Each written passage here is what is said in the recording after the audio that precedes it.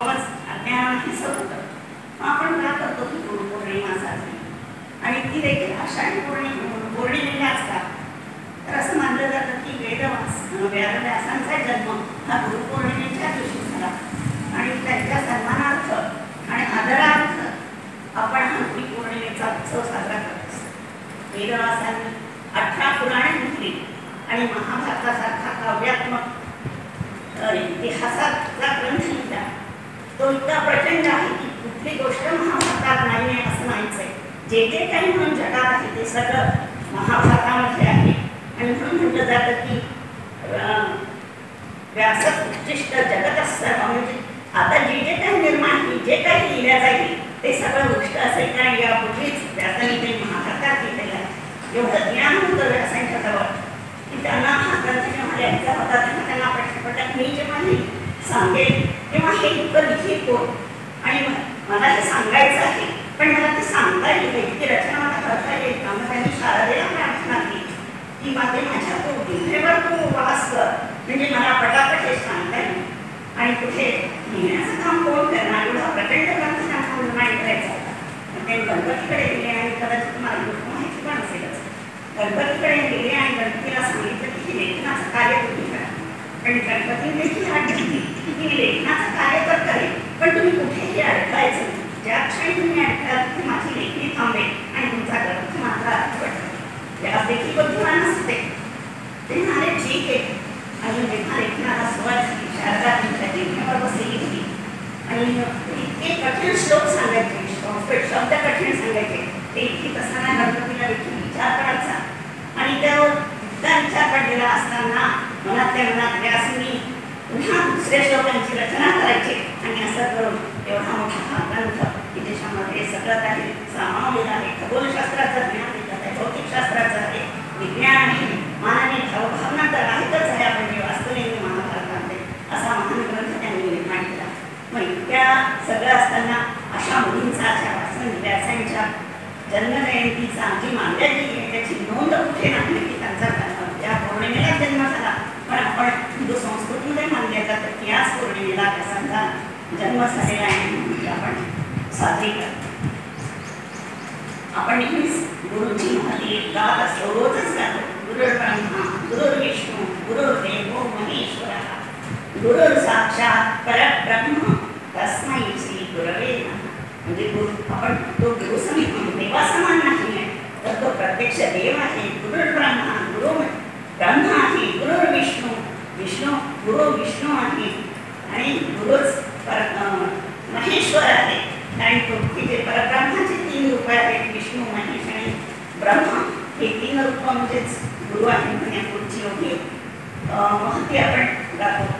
अध्यात्माच्या मार्गाकडे आपण जातो तेव्हा एक वेगळं वातावरण असतं. तेव्हा गुरुही वेगळा असतो, शिष्यही वेगळे असतात. पण आपण सारे भौतिक वातावरणात वाढलेले आहोत. मग अशा वेळेस जेव्हा आपला जन्म होतो त्याच्या उदरातून आपण बाहेर येतो.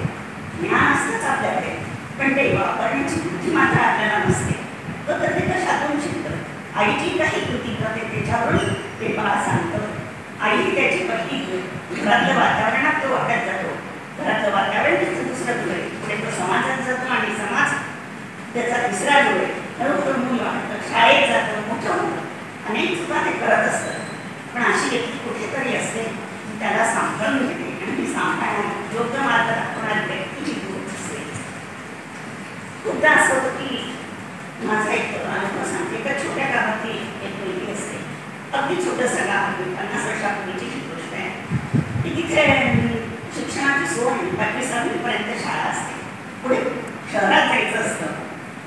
घरामध्ये सुरक्षित वातावरण असतं, खेड्यात राहत असले तरी सुसंस्कारी असतं. त्यामुळे ती मुलगी चांगली वाटली असते, हुशार असते. पण एकदा मी त्या छोट्याशा खेड्यातून जेव्हा मोठ्या शहरात राहते तेव्हा आजूबाजूचे खेडोत आहे आणि वर्गातले विद्यार्थी तसेच वाटतात आणि काही शिक्षक देखील असे वाटतात. आणि ती नावमेट होती ती मुलगी. काही काळाने घरामध्ये माझा त्रिवृत्ती देखील होतो आणि ते आणखी आमचे शाळेमध्ये परीक्षा होतात. तिमाही त्या काळात त्या तिमाही 6 महिने वार्षिक परीक्षा असायच्या. तिमाही परीक्षेत नापास, 6 महिने परीक्षेत नापास. तशी तशी ती वार्षिक परीक्षा उत्तीर्ण होते का ती 20 डिसेंबरपर्यंत तिचा नंबर जातो. तशी तरी पास ती पुढच्या वर्गात जाते आणि नवीन शिक्षक त्यातली एक शिक्षिका असते, तिच्याही लक्षात येतं की ही मुलगी हुशार आहे, पण कुठेतरी खातात, तिच्यात स्पार्क आहे, त्यांच्या भाषेत सांगायचं म्हणजे स्पार्क आहे, पण तो बाहेर निघत नाही.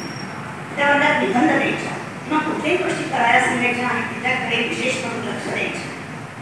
आणि आपल्याकडे कोणीतरी लक्ष देत आहे ही भावनाच खूप मोलाची असते. दुर्लक्षित केलेलं मन आणि आपण ज्याच्यावर प्रेम करतो ते मुलीचा फार फरक असतो हे त्या शिक्षिकेला समजलं. आणि तिने सतत त्याला प्रोत्साहन केलं. वर्गात सतत सांगायची की पहा मी किती सुंदर लिहिला, अक्षर किती मोठ्या साक्षात असा वारंवार. आणि मग तिला पण एक ग्रुप आला, वेगवेगळे दोघी लहान असून ती वेगवेगळे विषय वाचायची. मग तिला असं विचाराचं काम देण्यात आलं आणि जी मुलगी सगळ्यानंतर 2 परीक्षांपासून सगळ्यानंतर मी 5 लिहिली, तीच मुलगी नंतर 5 नंबरच्या पुढे करत गेली. तिने आयुष्यात खूप काही कमावलं असेल असं नाही, पण तो जो नंतरचा शिक्षणाचा तिचा आनंद होता तो तिला मिळाला होत्या केवळ शिक्षिकेने. ते ती गुरु म्हणून जर मिळाली नसती तर ती आमच्या काळात भटकली असती. एवढं म्हणून गुरु हा फार महत्वाचा असतो. आपण आणखी प्रत्येक ठिकाणी आपण फक्त गुरु म्हणजे अध्यात्माकडेच राहायचं अशा भाग नसतो. तो एक वेगळा भाग आहेच आणि त्या देखील आपल्याला चांगले गुरु मिळणे आवश्यक आहे. नंतर आपण टीव्हीवर बघतोच आजकाल काय सुरू असतं ते की कुणाच्या मागे लोक लागतात आणि कशी पडतात. कविता देवीस पोलीस ऑफिसर महानिरीक्षक त्या तिहार जेलमध्ये तिथल्या प्रमुख मानले तिथलं वातावरण म्हणजे जे अतिशय गुंड प्रवृत्तीचे आहे, खतरनाक ज्याला म्हणतात अशा प्रकारची गुन्हेगार त्या तिहार जेलमध्ये असतात. आणि मग त्यांना खंड हाच एक पर्याय. त्यांच्यापूर्वीचे जे पोलीस निरीक्षक होते महानिरीक्षक तो तेच एक प्रयोग असायचा की त्यांना फक्त मारायचं. पण हा जेव्हा तिथे दिला तेव्हा त्यांच्या लक्षात आलं की हे पण माणूस आहे. आपण जर यांना चांगलं शिकवल्या गेले यांना तर हे का चांगल्या मिळतात 10% तर चांगले होते. आणि त्यांनी वेगवेगळे प्रयोग तिथे केले. तिथे वेगवेगळे स्रोत त्या शिकवायला लागले. त्यामुळे त्यांनी माणसं नेमली त्याच्यासाठी योगासनं केली आणि अनेक प्रकारच्या चांगल्या चांगल्या विधान केंद्र व्हायला लागले आणि अनेक काही त्याच्यातून बाहेर पडले काही वर्षांनी. आणि ते आजही कविता देवींचं नाव होतात, त्याच्यावर पुस्तक देखील आहे त्यांचं कविता देवींचं. म्हणजे आयुष्यात तुम्हाला जर चांगला गुरु मिळाला, आयुष्य चांगल्या गोष्टींकडेच तुमचं वळणार आहे. आपले अध्यात्माच्या बाबतीत जर म्हटलं तर आपल्याला देवाची प्राप्ती झाली. आपण गुरुलाच प्रत्यक्ष देव म्हणतो, पण त्याची देखील जर आपल्याला प्राप्ती करून घेतली असेल तर कवी म्हणतात की आधी कोणाच्या पायाला लागायचं, आधी गुरुला लागलं, कारण गुरुमुळेच आपल्या त्या देवाची प्राप्ती झाली आहे. माझ्या दृष्टीने तरी गुरु हे फार महत्वाचे आहे. आता समितीचं तुमचं कार्य सुरू असतं म्हणजे आपलं चुकून शब्द तुमचा वापरला कशामुळे झालं, मावशींमुळे झालं. कुणीतरी असं मावशींना देखील कुठून तरी प्रेरणा मिळाली असेल आणि हा प्रेरणेचा स्रोत म्हणजे देखील गुरु. सन्मार्गाकडे तुम्हाला वळायचं असेल तर नक्कीच कोणीतरी लागत असतं. मग आपल्याला एकच गुरु असतं का कोणता? दत्तात्रयांनी तर 24 गुरु केले, अगदी मुलीपासून तर पिंपळापर्यंत. कारण प्रत्येक गोष्ट आपल्याला काही ना काहीतरी शिकवत असते. अगदी घरात येणारी बाई सुद्धा आपल्याला एखादी गोष्ट जमत ती चटकन करून लागते, तेव्हा आपण कधी होतो अरे ही गोष्ट मला नाही जमली. कुठेतरी तिच्याकडून आपण काहीतरी शिकतच असतो. फक्त आपली वृत्ती ती शिकून घेण्याची असली पाहिजे. आणि ज्यांच्याकडून आपण शिकतो त्यांचा आपण आदर तर केलाच पाहिजे.